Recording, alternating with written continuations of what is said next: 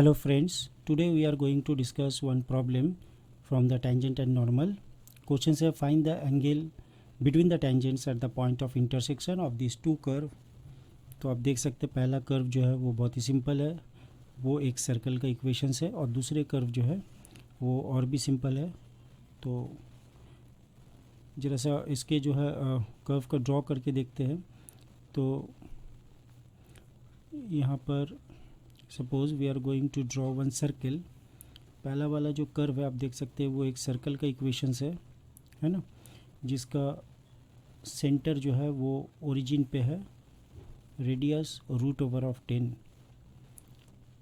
तो now this is our X axis, X O X dash, and this one is the Y axis, Y O Y dash.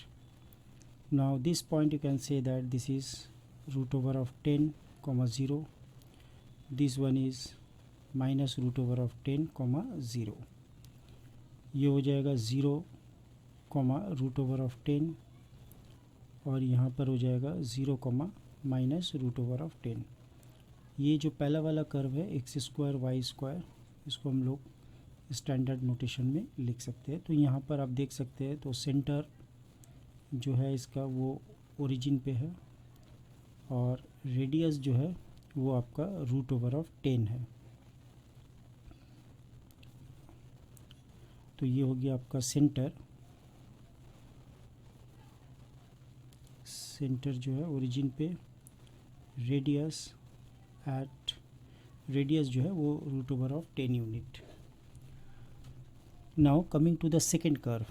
Second curve जो है वो है y is equal to box of mod of sine X plus mod of cos x. तो हम लोग क्या जानते हैं कि जो बॉक्स फंक्शन जो है वो ग्रेटेस्ट इंटीजर फंक्शन है, वो आपको एक न्यूमेरिकल वैल्यू देगा, इंटीग्रल वैल्यू। तो सबसे पहले इस फंक्शंस को जो है इवेल्युएट करते हैं और देखते हैं इसका कर्व क्या आ रहा है। तो सबसे पहले now I am taking here this one sign x, इसका मॉड है, और मॉड ऑफ कॉस एक्स है। तो इसका अगर स्क्वायर लेते हैं तो we are getting this one mod of sine x, इसका whole square, plus mod of cos x, इसका whole square, plus 2 into mod of sine x into mod of cos x. तो ये जो है आपका ये तो मॉड ऑफ साइन एक्स का होल स्क्वायर और simply sine square x, both are same, ये दोनों सेम है, तो आपका जो है मॉड हट जाएगा। तो now you are getting this one sine square X, यहाँ से आ जाएगा कॉस स्क्वायर एक्स, और इसको आप इस फॉर्मेट पे लिख सकते हो 2 साइन एक्स कॉस एक्स, और पूरा का एक मॉड डाल देते हैं। तो अब ये वैल्यू कितना आ जाएगा 1, और यहाँ पर आपको मिलेंगे साइन ऑफ 2x इसका मॉड्यूलस। नाउ अब हम लोग क्या जानते हैं कि मॉड ऑफ जो साइन 2x अगर लेंगे तो साइन 2x ये जो है बिलोंग्स टू -1 से +1 होता है। साइन 2x का अगर हम लोग मॉड डाल देते हैं तो ये बिलोंग्स टू होगा 0 से 1 पर, लेकिन आपके पास क्या है 1 plus mod of sign 2x। तो इसके साथ अगर 1 ऐड करते हैं तो 1 plus mod of sign 2x, तो इसका जो वैल्यू है वो बिलोंग्स टू हो जाएगा 1,2, है ना। तो नाउ ये वैल्यू जो है mod of sine X plus mod of cos X का होल स्क्वायर का है। तो from here we are getting mod of sine X plus mod of cos X, और ये पूरा का होल स्क्वायर जो है ये बिलोंग्स करेगा 1 पे, 1 से 2 में। अब यहाँ पर अगर हम लोग रूट ले लेते हैं तो mod of sine X plus mod of cos x, तो इसका जो वैल्यू है वो बिलोंग्स करेगा 1 कॉमा रूट ओवर ऑफ 2 पे। तो इसका रीज़न क्या है, हम लोग यहाँ पर नेगेटिव वैल्यू नहीं ले सकते। Reason mod of sine X plus mod of cos x, ये वैल्यू जो है ये आपका नॉन नेगेटिव वैल्यू है, क्योंकि मॉड है। तो यहाँ पर आपको मिलेंगे mod of cos X greater equal to 0, that's why we are taking here positive square root. तो यहाँ पर हम लोग को पॉजिटिव स्क्वायर रूट लेना होगा। तो what we observe that mod of sine X plus mod of cos x, इसका जो वैल्यू है ये 1 से रूट ओवर 2 के बीच में लाई करता है, ठीक है ना। तो now next is we want to draw the curve of this function. तो इसका जो हम लोग को फिर बॉक्स भी लेना है। तो now therefore here we have y is equal to mod of box of mod sine X plus cos x, इसका जो है बॉक्स है। तो ये पूरा फंक्शंस का जो वैल्यू है वो 1 से √2 है, तो इसका बॉक्स का वैल्यू आ जाएगा 1।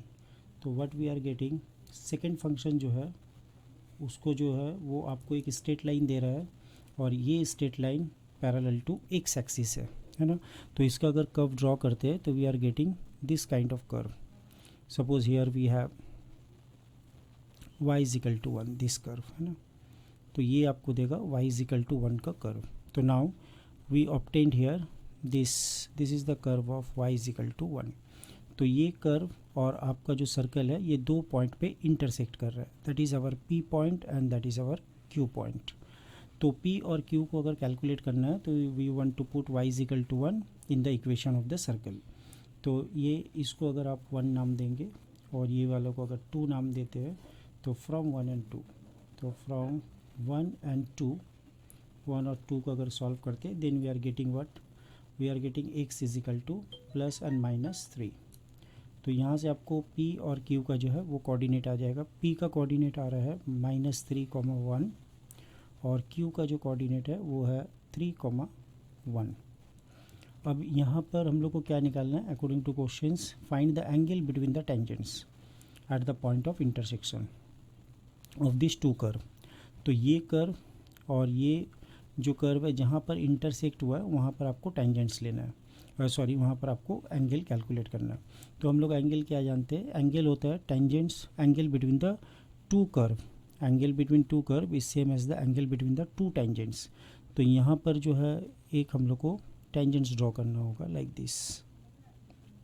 तो from this curve we can see that कि यहाँ पर टेंजेंट ड्रॉ करना है, क्योंकि एंगल बिटवीन टू कर्व असल में होता है angle between the two tangents at the point of intersection of the curve. और यहाँ पर भी एक टेंजेंट हम लोग को ड्रॉ करना है।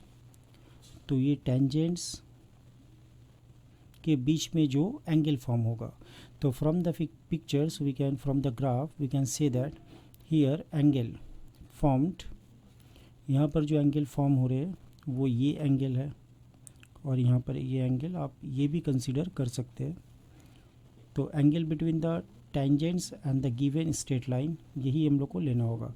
तो now we can see that here this x axis and this tangents, this curve y is equal to 1 are parallel. ये जो y is equal to 1 line है ये एक्स एक्सिस का पैरेलल है। तो एक्स एक्सिस का जो स्लोप होता है वो 0 होता है, slope of x axis is 0। तो slope of y is equal to 1 is also 0। तो मतलब अगर सिर्फ हम लोग यहाँ पर अगर स्लोप कैलकुलेट करते हैं इस टेंजेंट का eight the point p and q, p और q पॉइंट पे सर्कल का अगर हम लोग टेंजेंट्स कैलकुलेट करते हैं और इसका अगर स्लोप ले लेते हैं तो यहाँ से हम लोग easily angle between the two curve को कैलकुलेट कर सकते हैं। ये एंगल हम लोग को चाहिए है ना। तो यहाँ पर सपोज मान लेते हैं कि ये θ1 एंगल प्रोड्यूस हो रहा है और ये θ2 एंगल प्रोड्यूस हो रहा है। तो now calculate the derivative of the circle at this point. तो we have x² y² is equal to √10 का होल स्क्वायर। तो ये यहाँ से अगर डेरिवेटिव कर लेते हैं 2x 2y dy dx which is equal to 0. Now from here we get dy dx which is equal to minus x by y. तो now at p पे अगर dy dx कैलकुलेट करते हैं स्लोप, तो which is equal to x का value जो है आप p पे देख सकते हैं -3 है, तो ये हो जाएगा 3/1। तो दिस इम्प्लाइज tan θ1 इज़ 3। तो therefore angle is tan inverse of 3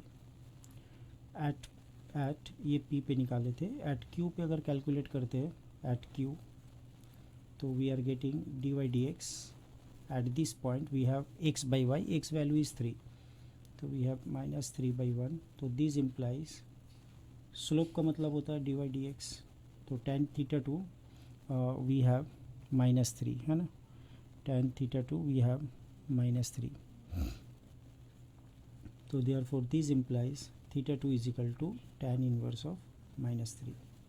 So what we observe that angle between the two curves, which is same as the angle between the tangents at the point of contacts, at the point of intersections, is given by theta 1 and theta 2. So therefore required angles are tan inverse 3 and tan inverse -3. Hope all of you enjoy this, and all of you understand this concept, and thank you for watching my videos.